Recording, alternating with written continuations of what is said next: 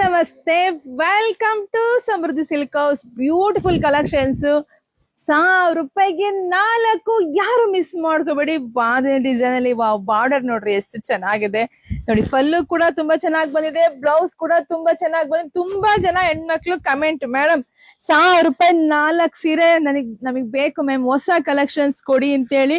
So ಈಗ ತಾನೇ ಬಂದಿದ್ದು ಹೊಸ ಕಲೆಕ್ಷನ್ಸ್. ಇವತ್ತೆಲ್ಲ 1000 ರೂಪಾಯಿ 4 ವಿಡಿಯೋ ತುಂಬಾ ಹಾಕ್ತೀನಪ್ಪ.